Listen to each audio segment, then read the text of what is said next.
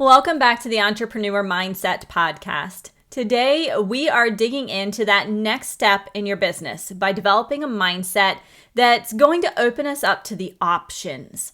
So many times when we have to make a decision, there's kind of a frozen feeling. In fact, we have that moment of fight, flight, freeze, or fawn. And that is because our sympathetic nervous system is activating. It's preparing us to do battle with the choice of what to do next. And so let's walk through a process that you can implement time and again in your business and your life in general so that we don't need to experience fight, flight, freeze, or fawn when it's not necessary. If you've listened to episode 148, you know that sometimes the goal is just to take some meaningful action in your business. But we can refine this even further by exploring and evaluating our options. Today is all about options and maintaining a calm mindset through that decision-making process. Okay, I plan my goals, my week, even my days on a whiteboard. I have agile magnets that allow me to write out my goals, the tasks, the action items that I have to do, and then I get to move them around in a way that makes sense. So what I'm doing is I'm planning out not only the big picture, but also these more minute details. I even plan out each individual day in a paper planner.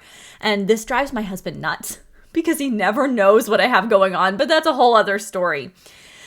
Sometimes when I sit down to do my planning, whether it's on my agile magnets or in my paper planner for the week, things are crystal clear. Sometimes when I do it, everything is just kind of falling into place of what I should do next.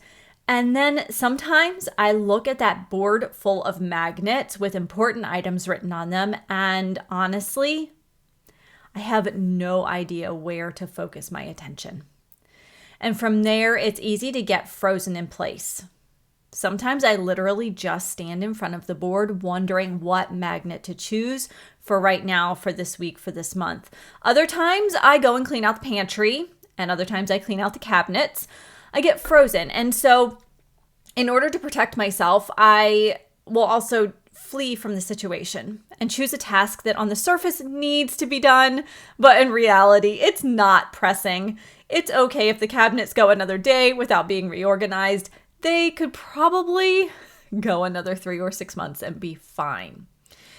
Once I figured out how to make intentional decisions in that face of uncertainty, that feeling of being frozen, my whole mindset shifted. And now when I look at the board, I see opportunities and I can arrange them fairly quickly to create an action plan. So what shifted? I have a process that protects my mindset. It saves me from the fight, flight, freeze, or fawn mentality and that physiological response that happens with it. You know, your heart starts to race a little bit. You get sweaty. You get a little bit clammy. You don't feel great, right? So we want to limit that fight, flight, freeze, or fawn to when our body actually needs us to be in that mode. And deciding what task to do next is not a great reason for that response. We also want to make sure that we are getting stuff done, right? So this process that I use now helps me to get more done with the same amount of time. Are you ready to explore that? Okay.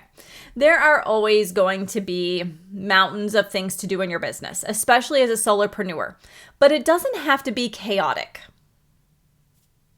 Let me say that again. It doesn't have to be chaotic. Right there is probably worth your price of admission for today, right? Just realizing that things don't have to be chaotic. The best place to start in deciding what to do next and determining what will be meaningful action is to look at your goals. And we all know kind of loosely what our goals are, but unless they're written out somewhere, it's really easy to ignore them or to kind of morph them into what you need them to be in the moment. So the very first step is to write out your top 3 annual goals.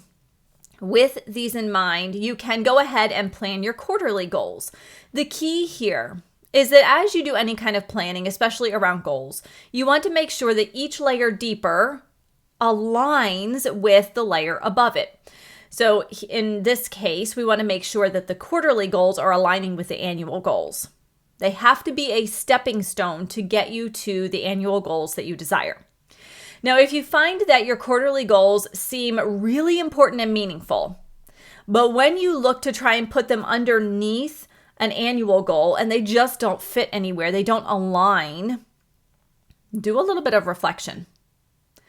Why are they making the list as a quarterly goal? Is it because it's an easy win for you and you really want an easy win? We all like those. Is it because you're passionate about this particular goal? Did someone tell you that you needed to have this goal on your list, so you wrote it down and now you have no idea what to do with it? As you evaluate the reasons why those quarterly goals don't align, you can do one of four things. The first one is you can make it an annual goal if you deem it to be critical to the success of your business this year. Second, you can adjust the quarterly goal so that it is in alignment with your annual goals. Sometimes the concept is there. You just need to make a little bit of an adjustment. And third, you can completely scrap the goal because you've realized that you don't need it. This oftentimes happens if you are listening to a lot of people, a lot of experts, and they're all telling you different things. So you think, I've got to do this and that and that and that, and they all make it to your list and you realize you don't actually need all of those things. And then fourth, you can set it aside and make it a bonus goal. This is one of my favorite things to do with these add-on goals that don't necessarily have a home, but I can see the value in them and for my business. Make it a bonus goal. It is something that you work on after your main goals are complete. And so for me, doing that, it opens up a little bit of mental head space, because now I'm not regretting scrapping it or regretting adjusting it so it truly fits in with the annual goals. I'm allowed to leave it as it is because I really like the meat of that goal, what it's going to do, how it's going to feel, what purpose it serves. And so I get to just kind of put it to the side and say, you know what? I've got to work really hard to get all of these other things done and stay very focused so that I can get to that bonus goal. It's almost like a reward. For me, it works really well. I'm very competitive. And so if I have a task list, I love to get it done. And I like to be able to do that extra bonus thing if I still have time. So that's kind of the important component here. We don't want to develop a mindset of work, and never play. What we want is a mindset of choosing the actions that are going to be most meaningful, completing them. And if you have extra time within the time allotted, go for that bonus goal. If you have used up your time allotted, go play. Go have a life. All right. If setting out your annual and your quarterly goals, making sure they're in alignment, is something that you've already mastered, here's the challenge level for you. I want you to write out your 5-year goals for your business and then align your annual and your quarterly goals to those 5-year goals. This kind of future planning is going to help you to take meaningful action, not just today, but throughout the years, so that you don't look back at a board full of fulfilled goals and still feel like you are drifting. These goals that you're creating for annual and quarterly tasks are going to be tied directly to your vision for your business. Where are you headed long term? And this is a problem that I see a lot in corporate. I see it in individual solopreneurs. I see it in medium-sized businesses, is that we get so sucked in and tied into these revenue goals that are right now that we forget to look at what is this big picture that we are trying to get to. So if you are already a master at annual and quarterly goals and aligning them, I want you to go ahead and take it to the next level, do that challenge and come up with your 5-year goals and align everything to that.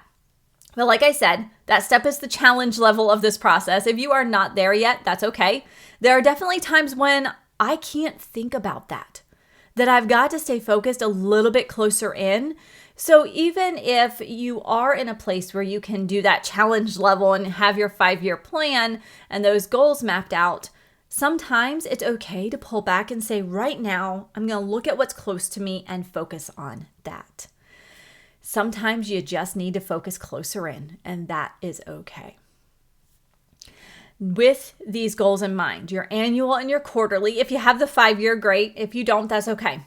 With the annual and the quarterly goals in mind, now what I've found to be really helpful is to outline the tasks that you need to happen for these goals to become a reality. Not just simply a goal, but a checked off goal that is complete. Already getting to this point, your mindset is going to be one of accomplishment and ease. Things are starting to flow. And you may even notice that during your planning session or sessions, you start to lose track of time because you are getting enveloped in this state of flow where creativity is going to shine. Your critical thinking is top notch and you are far from feeling fight, flight, freeze, or fawn. Things are coming together. When you follow this process, things come together. Let me give you an example. This past week, I was working with a one-on-one client and we were mapping out her goals and the tasks that she had for the remainder of the year. She wants to make some really big progress. So she has a lot of big goals. Each goal has a host of smaller tasks. You know what it's like. And they all need to be accomplished for those big goals to be checked off. And this is where things can get overwhelming, messy, disconnected, freeze-worthy. In fact, as we were talking, she said, it can be really overwhelming. And I agree. That list grows and suddenly the flow that you were feeling when you started to create your annual and your quarterly goals and you were aligning them, that flow has vanished. You are in full freeze mode. There are just too many things to do. So where do you start? With this client, what I did was I sent her an organized digital sticky note board. I use Miro for this. And it had her big goals at the top and different tasks laid out below. And it helped to create a visual representation of where she's headed. Now, did I put out all the little teeny tiny tasks? No. But for instance, she is going to launch a lead magnet funnel. And so she needed to finish up the lead magnet PDF, create the email sequence, the landing page, and create content to be able to share it on social, to think about sharing it as a freebie as when she's a podcast guest, all of these different things. But I didn't go into any deeper detail. I didn't say, well, your email sequence needs to have 6 emails and email 1 covers this, email 2. No, I left it high level, which means that you get this really great grid of tasks that are ahead and it's easy. And this is what she noticed is it's really motivating to see it all laid out because then it's clear. And it's easy to see that some tasks actually support multiple goals, and that makes it a little bit less overwhelming because now if you have your lead magnet funnel in place, you have a way to talk on a podcast. You can talk about that topic and say, here's my lead magnet, go grab it. It's a great summary of the things we've talked about today. There are just so many little overlaps that make the overwhelm disappear. Or at least stay under control, under wraps, so that we don't get into fight, flight, freeze, or fawn. Once you have your tasks outlined, you can start to recognize what you want to work on first. So go ahead and prioritize them. Think about what has to be worked on first in order to move through the other tasks. This is why I love my agile magnets, because I can get everything down, just brain dump it all, and then I can figure out what order it actually goes in. I can move things around until I'm really content with how things are going to work. And I did this in that digital representation on Miro for my client. I put things kind of in order. She couldn't write the email sequence before the PDF was done. She couldn't write the landing page before the PDF was done. She couldn't go out and share it on podcasts without the email sequence, the landing page, right? You get the point. So you can start to move things around really easily. Whether you do this with a blank wall, some sticky notes, or an online tool like Miro, or like I use my agile magnets and I move things around. Plus I get to use markers. And for some reason, I still find that incredibly amusing and keeps me on task. So I go with it. What happens when you have all of these tasks outlined is that you gain clarity of action. And this is one of the most powerful antidotes to feeling overwhelmed and frozen. When you have clear tasks, you can choose something and get started and know that these are going to be meaningful actions, which is what we talked about last week. It's take action. It's not just any action though. You want to take meaningful action. But what about FOMO? These lists are all well and good. They give you meaningful actions. You know they're going to help you get to the next step in your business. You can see better where to start, but what happens when something pops up and derails your attention? This can also trigger your fight, flight, freeze, or fawn response. FOMO isn't as much of a concern when you have your meaningful actions outlined because you are focused. You are less likely to be swayed by the shiny objects, but if you are, there is a solution. As I'm getting to record this, as I'm kind of recording this podcast for you guys, multiple major courses have opened up or are preparing to open, all in the span of a few weeks. And these courses are only open once a year, so they create a lot of hype, a lot of FOMO, a lot of interest, and a lot of, oh my goodness, this is amazing. And they are. And I talked with a client about one of the courses, and through talking, it became clear that this was not something that was necessarily right for her right now during this open cart. So she walked away from it.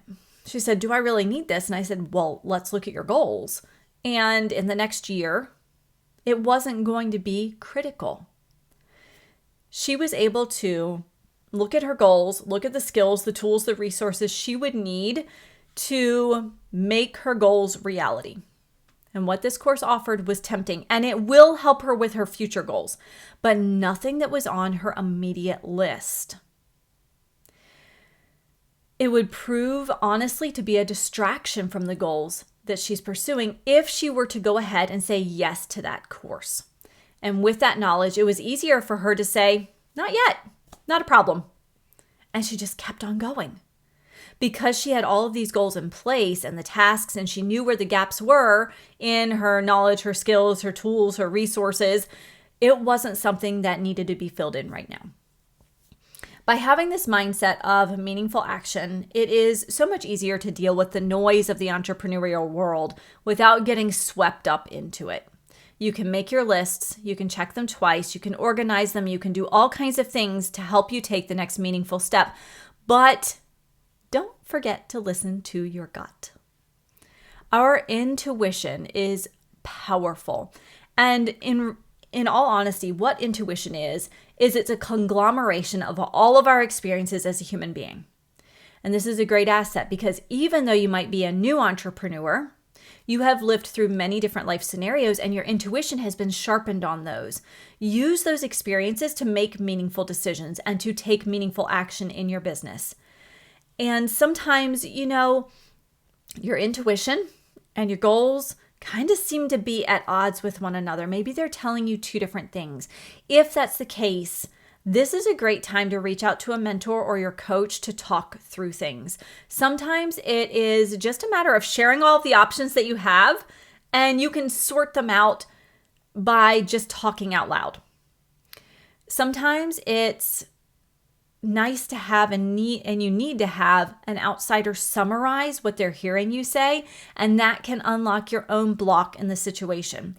And sometimes you need that coach there to say, okay, the way I see it, there are 3 options. Option 1, 2, and 3. There are pros and cons. Let's walk through them. All right, where are you leaning now? So the key isn't just to rely on this process of planning out your goals and your actions. It's not just to rely on intuition.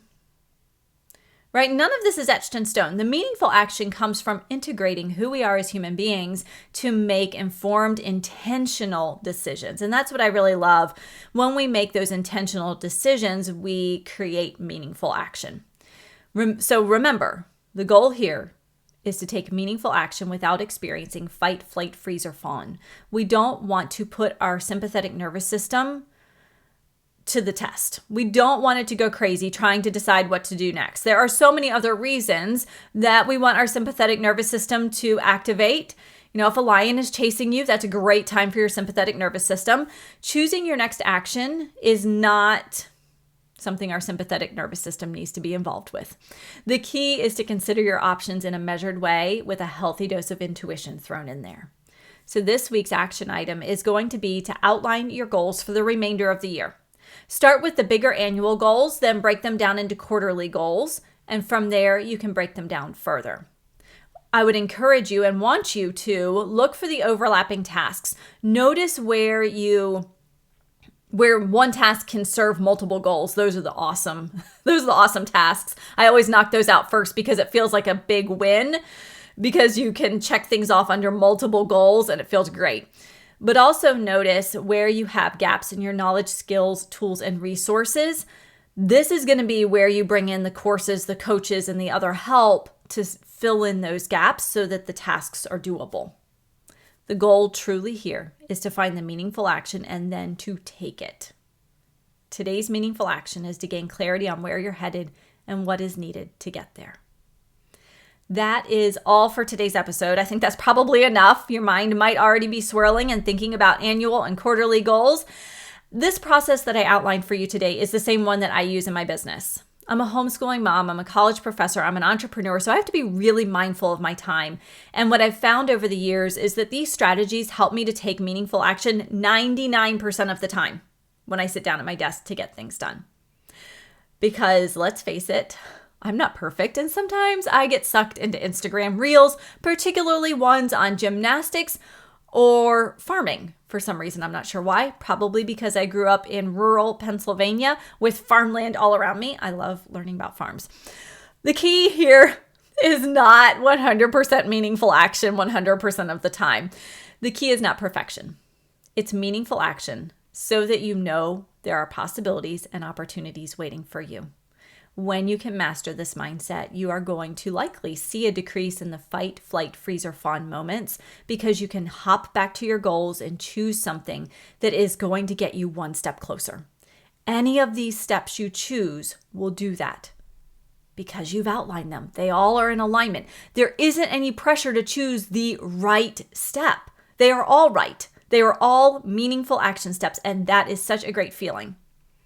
Now, if you get stuck, as always, I'm here to help, whether that is with planning your next 100 days, getting your course finished, your coaching program created and implemented, or support in going through a course that maybe you just purchased or are thinking about purchasing here in the near future.